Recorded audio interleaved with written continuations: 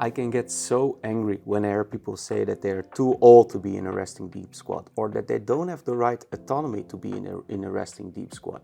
Sometimes it really makes me want to Hulk smash a building.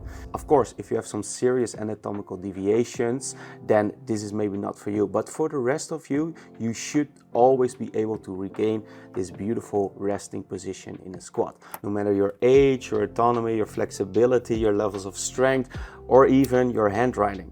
Wait, what? What does your handwriting have to do with being able to deep squat? Well, I don't know. I was just coming up with all these kinds of weird excuses why you shouldn't be able to access a deep squat. However, anyone will be at different stages in their fitness and health journey.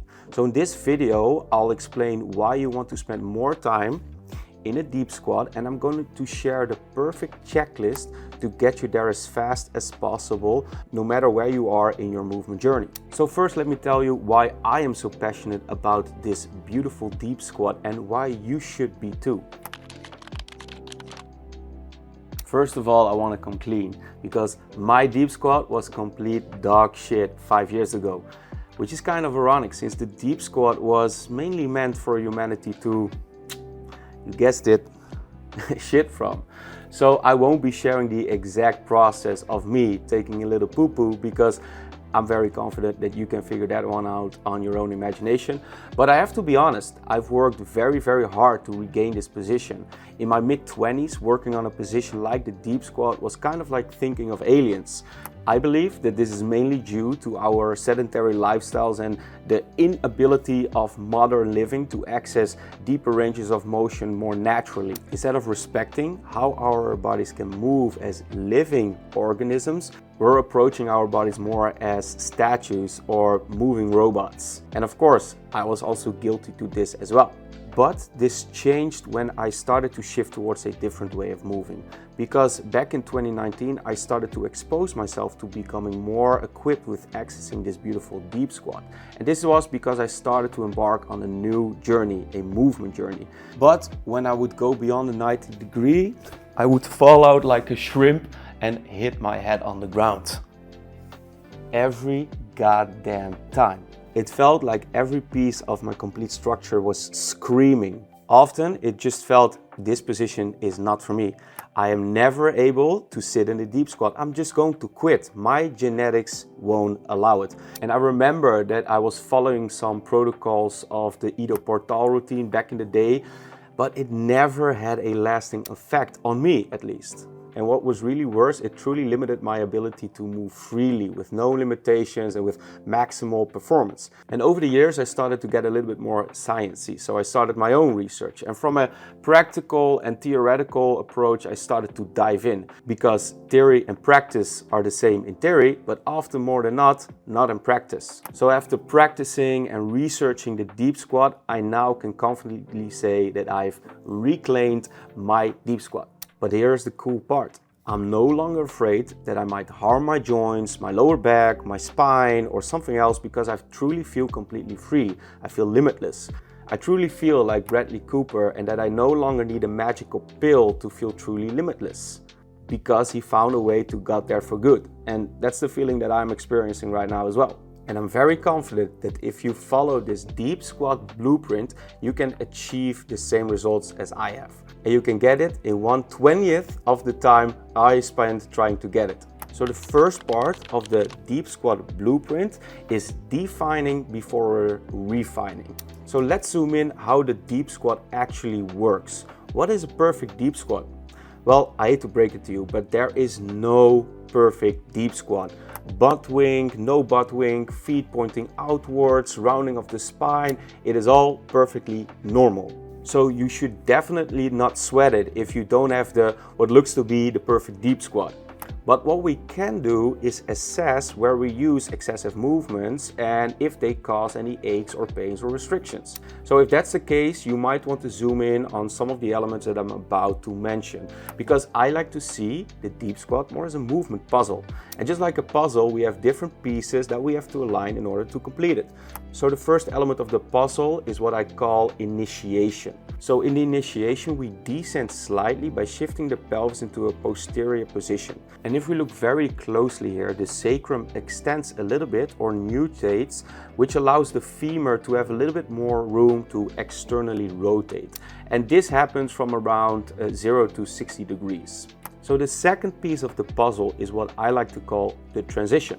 So in the transition phase, we go into a deeper position where we internally rotate the femur because the sacrum is now going a bit into extension. And this facilitates internal rotation, which influences also the lower leg, the tibia, to internally rotate. And as an effect of that, it also influences the feet to pronate. Now, why is this useful? Well, more pronation allows for a bit more dorsiflexion. So in this transition phase, there's a bit more emphasis on internal rotation and reaching max dorsiflexion. So now you can see the importance of the interaction between the femur, the pelvis, the tibia. It all works together. It influences the whole chain from a joint perspective.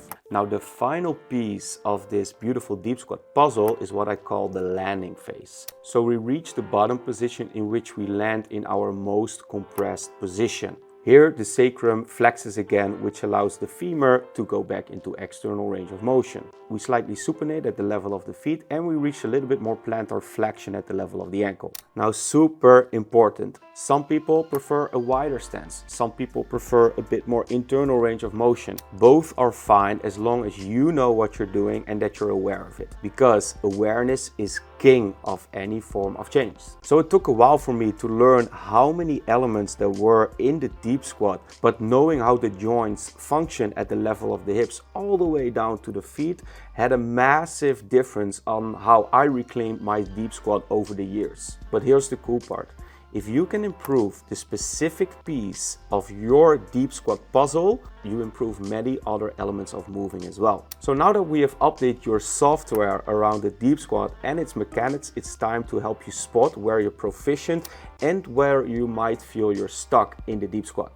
So the second part of the deep squat is really assessing where you currently are. So for most people, the initiation phase is not really a problem that they experience. The problems often come a bit lower down the chain or as you're descending more towards the ground. So if you feel stuck at the transition phase, you'll notice that you can't really get beyond the 90 degrees.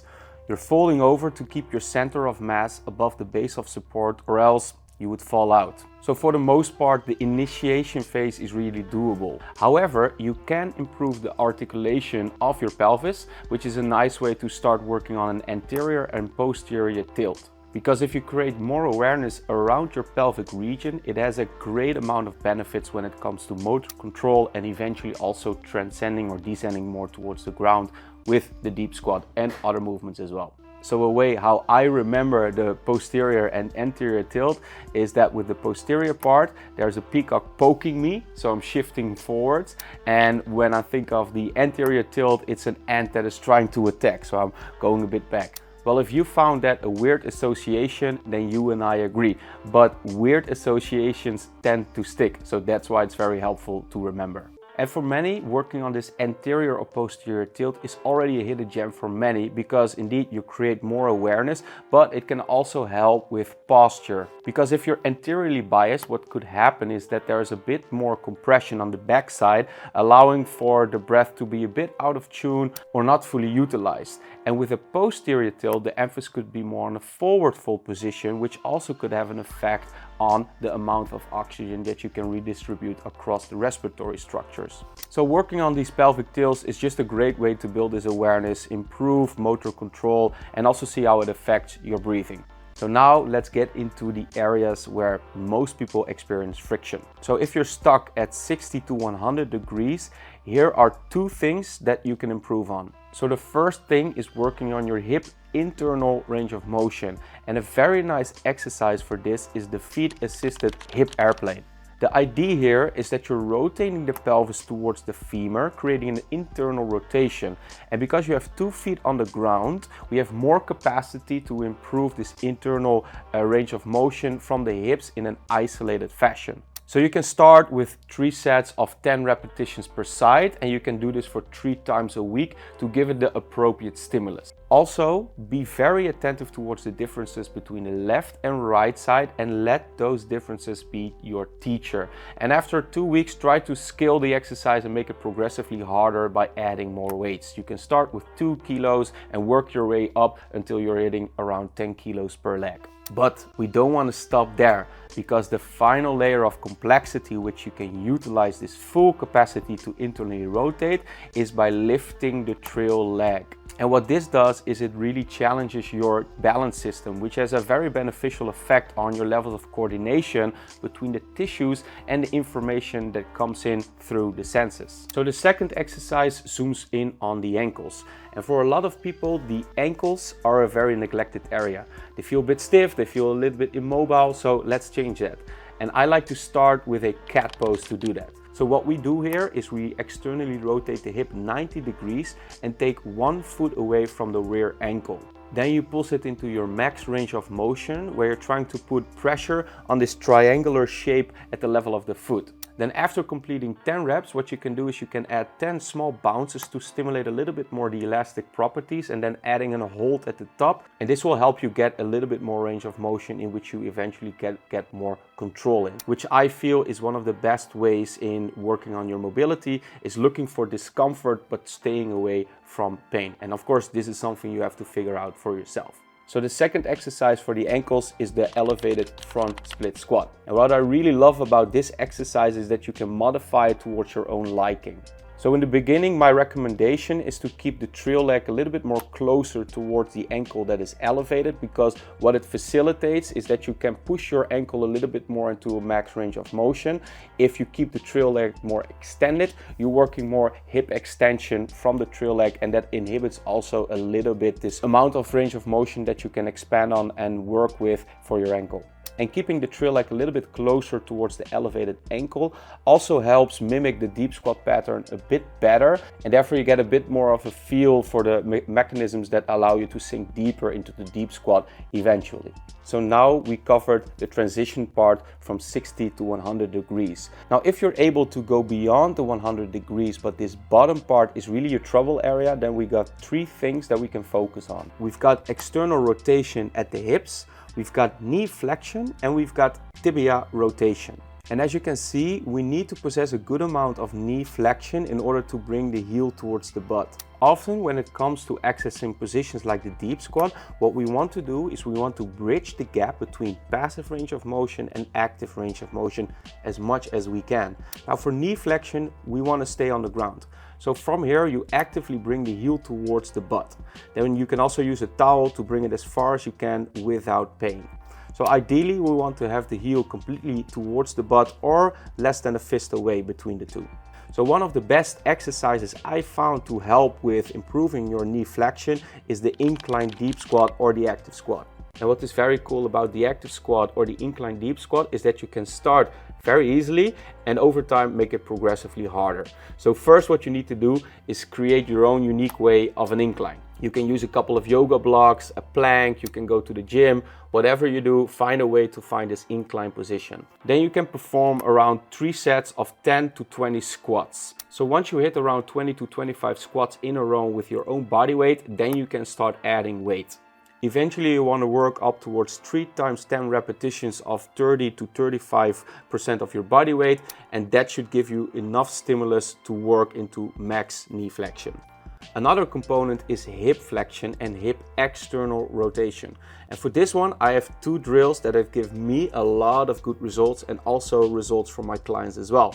The first one is the seated good morning and the second one is the elevated pigeon. So the seated good morning is a very good exercise because it helps you build eccentric strength at the level of the hip flexors, the abductors, and also at the level of the glutes. So by working this exercise, you get more acquainted with the position of a deep squat.